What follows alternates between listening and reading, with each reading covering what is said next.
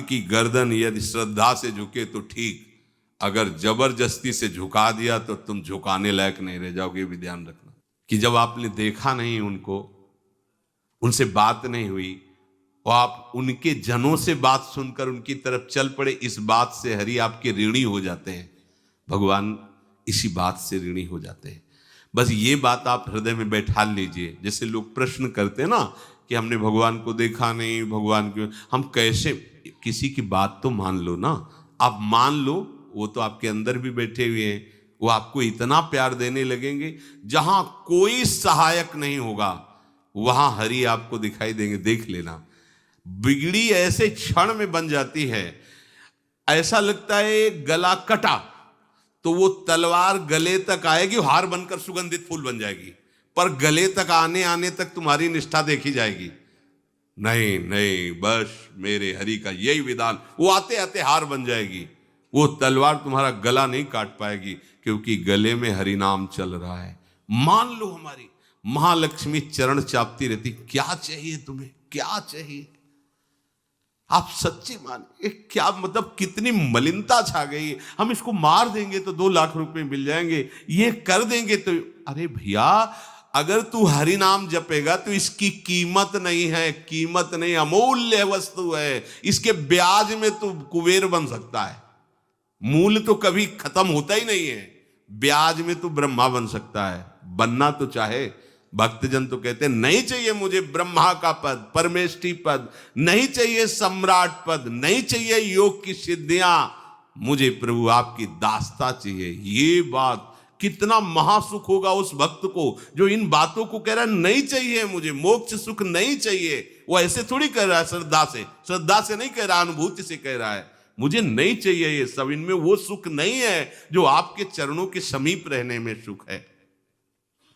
नहीं सत्संग भजन नहीं हरि को, श्रवण न राम कथा अनुरागी, सुत बित दार भवन ममता निसि सोवत अति न कबहु मति जागी। अरे तेरी बुद्धि सो रही है, जगा दे। पुत्र में, रुपया में, स्त्री में, मकान में, इसमें सबकी ममता होती है, सबकी, जितने सृष्टि में पैदा हुए। केवल सत्संगी की नहीं होती। जो असली सत्संगी है उसकी ममता प्रभु के चरणों में होती है, क्योंकि वो जानता है सब रूपों में प्रभु ही है, ये सब पसारा प्रभु का ही है, इसलिए ममता उसकी प्रभु के चरण। एक अहमता ममता ये जग में है दुख जाई, ये जब श्री जी की ओर लगे तो होत परम। जाग जा, बिना जागे दुख दूर नहीं हो सकता। जैसे स्वप्न में हम देख रहे हैं कि समुद्र में डूब रहे हैं, अब जागृत में आसपास सैकड़ों नाव लगा दें तो बच जाएगा क्या वो, क्योंकि वो तो सो रहा है और वो स्वप्न में देख रहा है। अब हम नाना प्रकार के तैराकों को बाहर तैनात रखें तो उसको कोई सुख मिलेगा क्या, क्योंकि वो स्वप्न में। उसको अगर सुखी करना है तो एक ही उपाय, जगा दे। जगा दो तो ना समुद्र रह गया ना डूबना रह गया। ऐसे ही संसार में मोह से ऐसे ग्रसित जीव हैं, भाई इतना ही सुखचार है, और उसी स्वप्न में वो दुख से निवृत्त होना चाहते हैं। अब हम बाहर से उनकी कामनाओं की पूर्ति करने वाली बात करें तो क्या वो सुखी हो जाएंगे क्या? इसीलिए कोई साधु जो भगवत मार्ग का पथिक है वो कभी सपोर्ट नहीं करेगा जाओ ऐसा, वो जाओ ऐसा ही है जैसे उस स्वप्न में समुद्र में डूब रहा है, बाहर से हम जल जहाज नाव तैराक सब लगा रहे हैं, लेकिन वो नहीं सुखी होगा, क्योंकि उसके सुख का कारण तब बनेगा जब स्वप्न हटे। स्वप्न तब हटेगा जब वो जागे।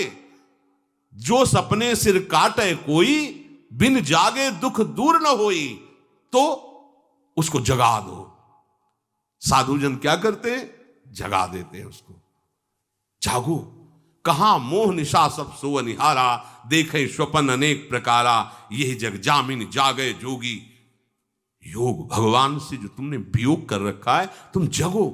जेव ही जगोगे तो जे ही जाने जग जाए हेराई, जागे जथा स्वपन भ्रम जाई।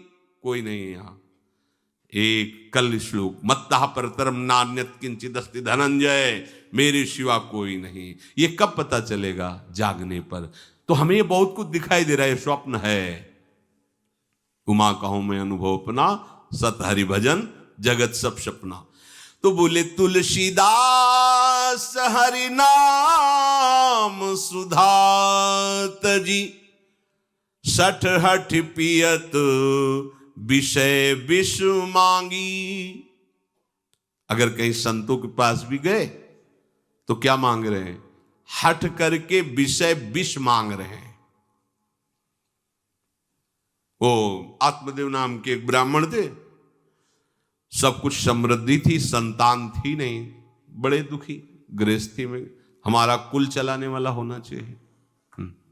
बड़ा भ्रम बैठा हुआ है, हमारा कुल चलाने वाला नहीं, तो सब बेकार, जीवन ही बेकार हो गया। बिना गुरु के यदि शास्त्र पढ़ोगे ना तो भ्रमित हो जाओगे। स्पष्ट लिखा, पुत नाम के नरक की उसको प्राप्ति होती जिसके संतान नहीं होती। अब तो गृहस्थ में बेचारा पड़े परेशान। उन्होंने सोचा इससे अच्छा है आत्महत्या कर लें। बहुत संतों के पास